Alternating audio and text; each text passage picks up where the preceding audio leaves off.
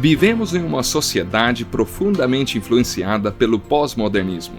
Estamos na era das muitas ideias, conceitos e valores. Como viver em família nesta era? Como criar filhos nesta época, quando parece que eles é que sabem de tudo? O Encontro com a Palavra está apresentando a série Família. Vamos ao programa de hoje com o pastor Edson Bruno.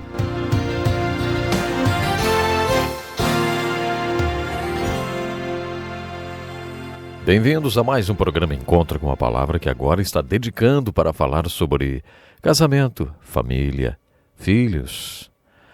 Eu serei duro com os homens, porque acho que a causa da maioria dos problemas familiares e dos problemas de casamento, especialmente dos casamentos evangélicos, existem não porque a mulher deixe de exercer o seu papel e a sua função, mas porque o homem não cumpre a responsabilidade que Deus impôs a ele de ser o cabeça e o sacerdote do lar.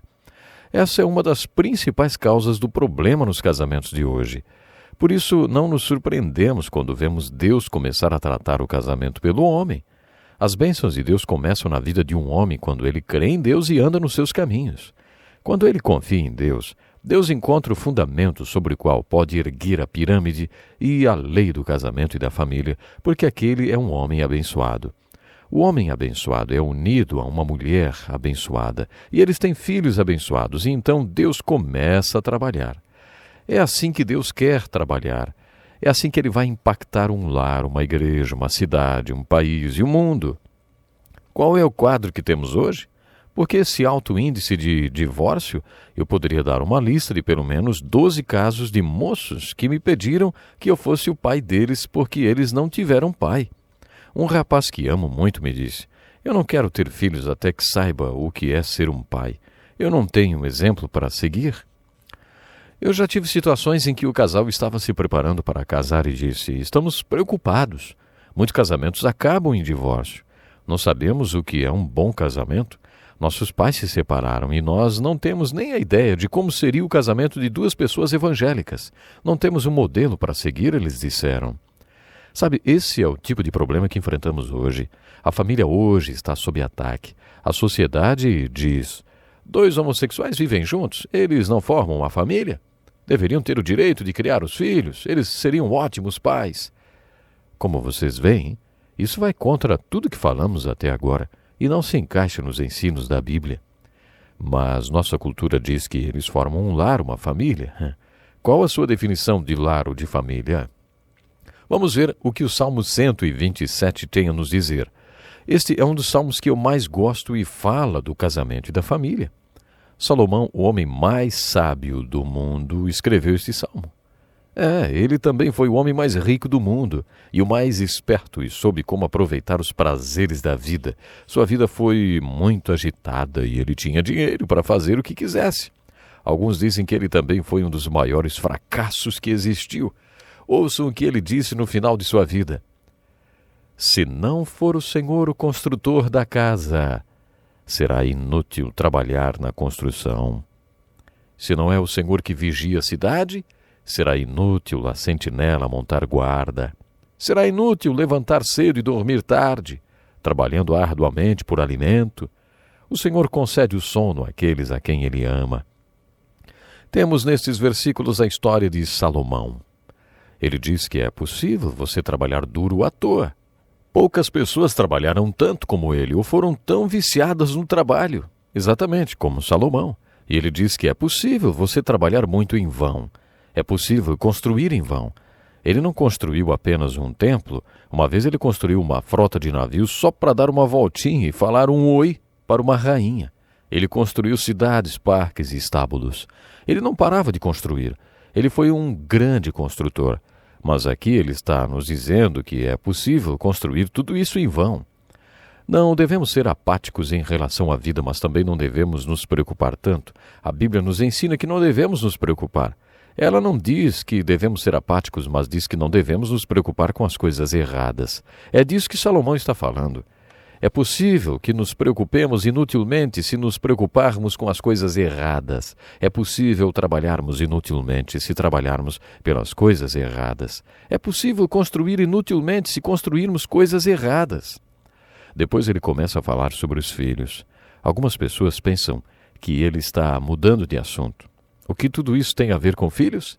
Ele percebeu que construiu tudo, menos a vida de seus filhos. Seu filho era um tolo. Em Eclesiastes, ele demonstra preocupação com a possibilidade de um tolo gastar todo o seu dinheiro. Na verdade, um tolo gastou todo o seu dinheiro, o filho dele.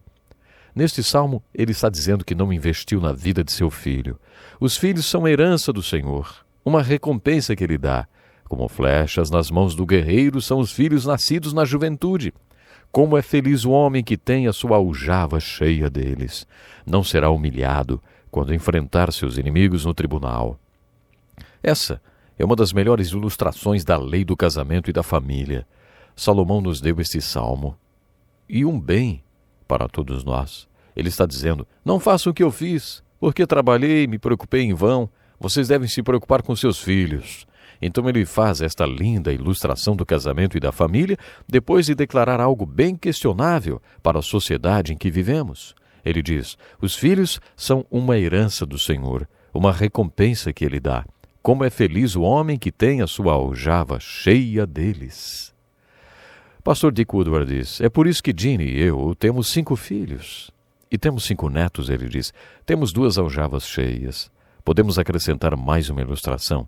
A direção e a força da flecha, quando ela é lançada, depende da qualidade do arco.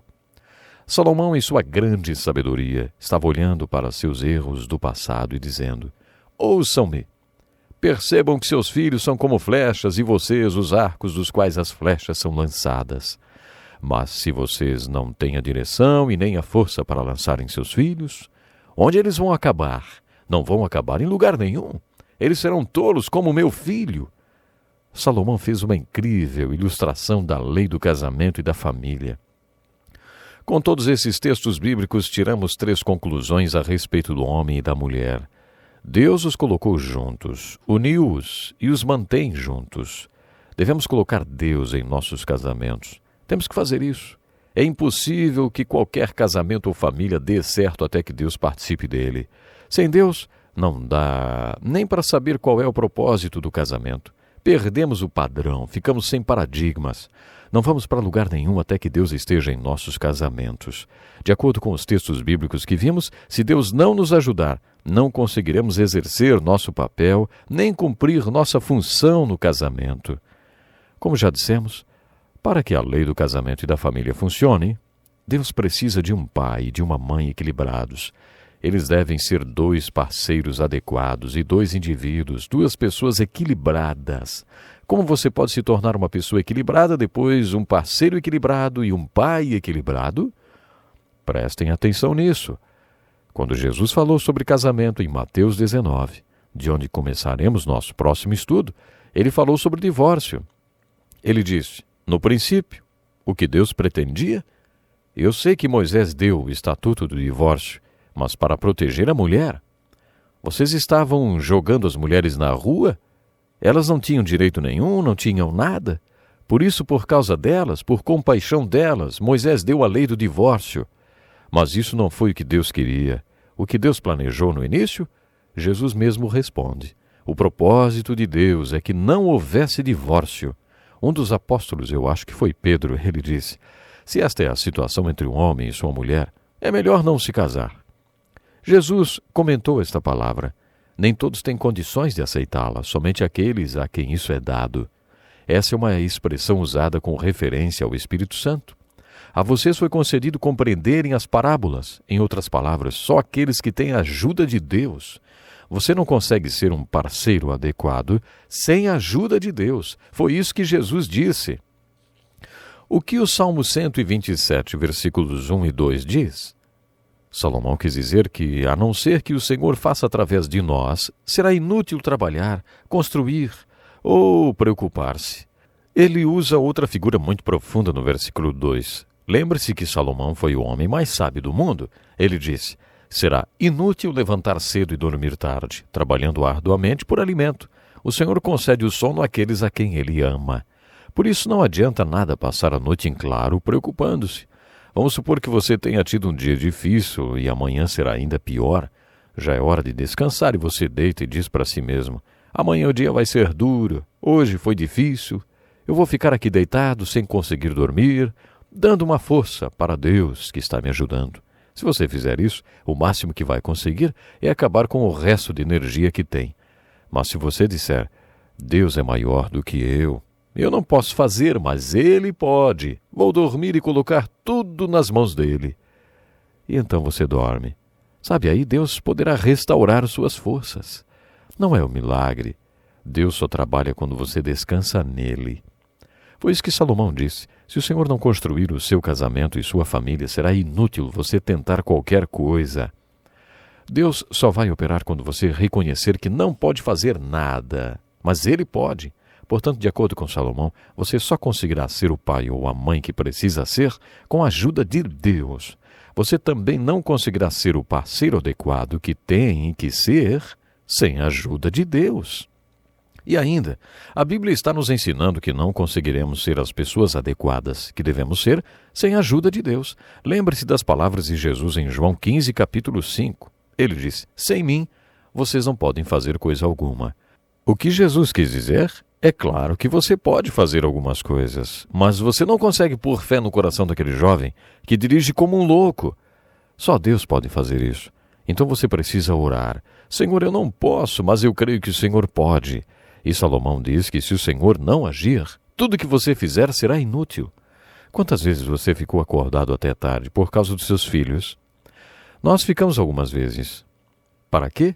Salomão disse que a não ser que o Senhor construa seu lar, isto é inútil. Devemos ver Deus em nossos casamentos. Devemos ver nós mesmos em nossos casamentos. O lado positivo e o lado negativo. Existe um papel e uma função que Deus quer que você exerça.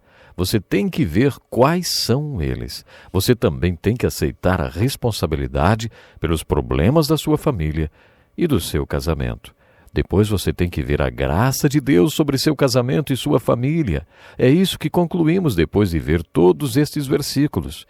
Você tem um casamento aos olhos de Deus. Você pode dizer que Deus uniu vocês pela sua palavra, assim como Ele levou Eva para Adão? Foi plano de Deus? Ideia dele? Se não for pela direção divina, o que é então? Atração física? Isso muda muito rápido. Baseado em que você tomou a decisão de passar o resto de sua vida com alguém?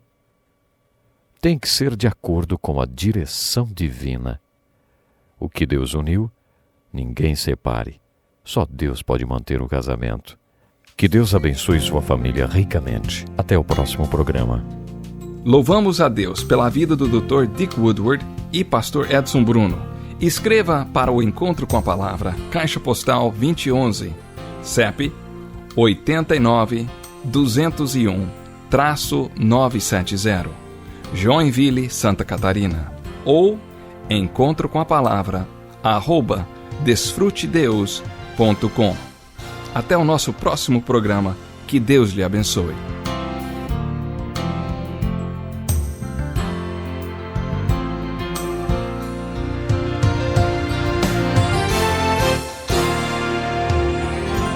Obrigado, meu amigo Darrell. Eu aproveito esse finalzinho de programa porque quero lhe incentivar a escrever para nós e solicitar um livro que queremos lhe enviar totalmente grátis. Recebendo esse livro, você vai poder começar o curso bíblico Encontro com a Palavra. Milhares de pessoas já têm feito o curso e os resultados são altamente positivos. Não perca tempo e nos escreva solicitando o material. Vou repetir o endereço. Encontro com a Palavra, Caixa Postal 2011, CEP 89-201-970, Joinville, Santa Catarina. Ou encontro com a palavra @desfrutedeus.com.